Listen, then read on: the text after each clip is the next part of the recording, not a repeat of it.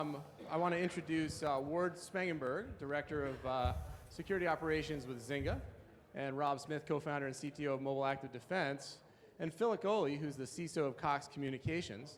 And of course, the focus of this time around, we're going to be talking actually about the data itself and the data risk on that front. And I figured with these guys up here, it would be good to get just a little bit of background, quick background on sort of where they're coming from, because they're all coming from diverse backgrounds again, and sort of the world according to GARP on this one as well. So why don't we start with Ward? Hi, my name is Ward Spangenberg. I'm Director of Security Operations for Zynga. Now, the name might not ring any bells to you, but if you pay attention to Facebook, I'm sure you've probably got one of our friend requests to play one of our games. Anything from Farmville to Cityville to Mafia Wars to, if you do a Google search, we're actually the most popular game in the world. We have on average about 25 million people playing a game at any given moment, so pretty popular. And we've also moved into the mobile market, so you'll see our games Farmville on the iPad, Farmville on your iPhone. Rob and I were talking about Mafia Wars on the iPhone. So it is, for me, I have sort of two perspectives on the mobile world. One coming from sort of what we offer to our customers, and then we are a very young company. Average age is about 25. So I'll also provide some of my enterprise thoughts about mobile technology and mobile deployment. Hi, my name is Rob Smith. I'm CTO and co-founder of MAD, one of the sponsors of the event. First and foremost, my background is managed security. I founded an MSP about 12 years ago, and the MSP still exists today. We do internet security for people like the UN, who's actually a public reference of ours.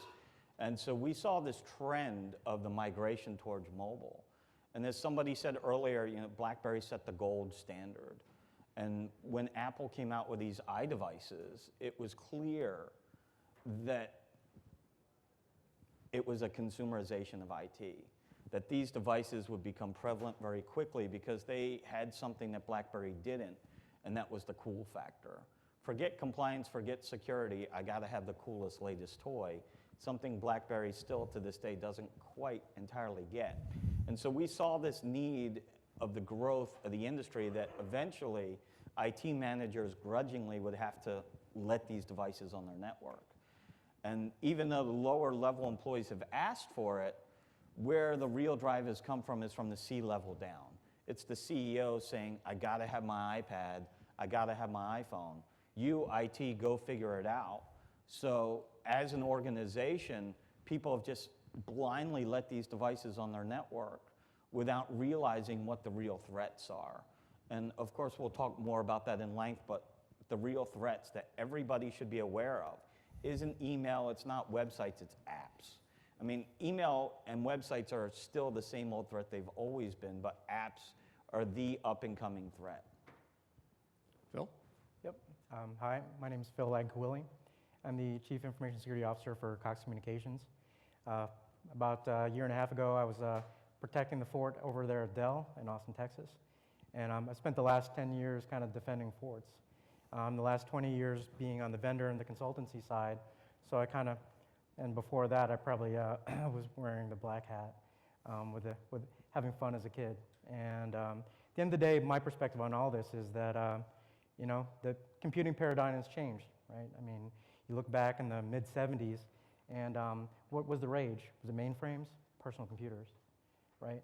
And so you see the evolution of smartphone technology, handheld computing technology. Consumers are putting personal back into computing, and they're demanding it. It's going to happen, and my whole is to come here today is just to talk about what I'm dealing with as a CISO and as a buyer of the technology, and kind of what do I expect, and what am I coaching my teams to do for security. All right, so we're going to go back to Ward because the past of Phil here is the crap that you're putting up with these days on your network. The new version of Phil, who's not so squeaky clean though. So how does that affect the mobile world that you're seeing?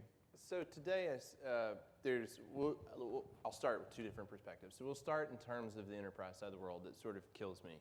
My average age, as I said, is 25 in my company. So when you walk in the door, You order a brand new iPhone 4. At Verizon, we actually had to set a booth up in the office the other day for Verizon to just come out and issue them because everybody wanted to go to the Verizon iPhone. Okay?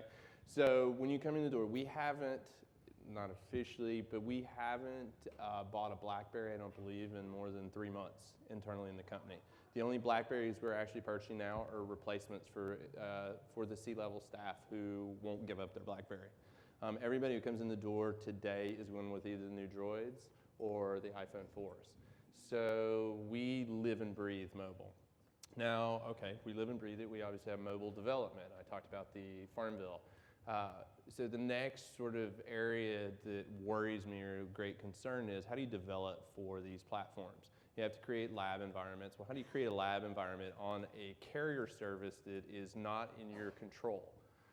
So then we have to look at, well, how do we isolate it? How do we VPN this product? How do we keep this device from being picked up and walk out the front door? I have this problem pretty consistently. I had somebody walk in the door a couple of weeks ago and start loading a backpack up. Just walked in the door and started loading a backpack up full of equipment. Nobody noticed him walk in off the street.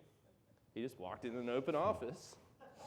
All right, and that's a scary thought. In that case, actually, my security group caught them and saw what they were doing and walked them back out the front door and said, yeah, don't come back.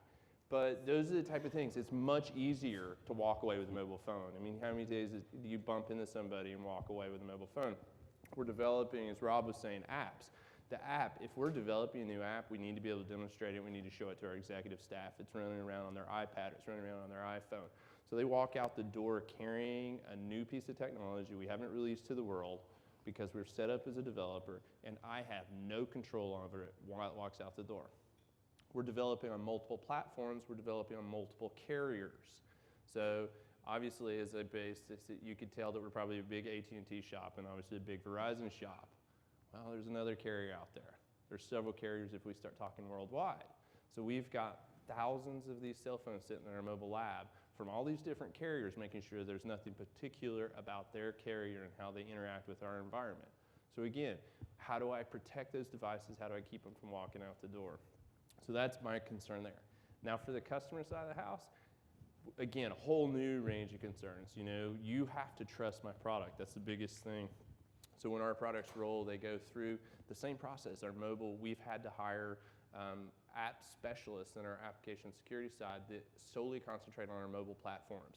So we have Android specialists, we have Xcode specialists for the iPhone, because we have to go through the same process. Everything that we used to do just solely for in-house applications or for our game applications, now we have to do the same thing for our mobile platforms. So all the processes I used to do for a device that I had a lot more control over, whether it was your desktop or a web interface, I now have to do for a mobile platform. And then I've got those additional breadth of controls that I have to put around it. So I'm constantly looking for new products that give me things like whitelisting, firewalling on devices, encryption on the device. I mean, how do you destroy a device? If a device walks out the door, how do I protect it? How do I find it? Everybody's like, oh, if you had Locate Me on your app, that app, you could find the phone. Really, what good does that do me? Okay, I know that this guy I know Alice just ran off down the street with my phone, and I can see her running down the street because I can track her on the other phone, but what does that do for me? She still ran off with my phone. So I actually do need the ability to destroy the information on the phone, be able to quarantine it, lock it out, and stop that phone from being any value. I mean, Apple provided us with one of probably the most amazing examples in recent months when they lost the iPhone 4 in a bar, right? How brilliant, right? He left it in the bar. And that's the kind of, we deal with this on a daily basis. Right? Developers that think, I can leave my phone in the back seat of the car. It's all right. Or it's laying right there on the dash. Nobody's going to crack my windshield to steal a $450 phone. Nobody. So, it's easier. It's much easier to steal these things. Much easier to walk up to you in the bar and walk away with your iPhone.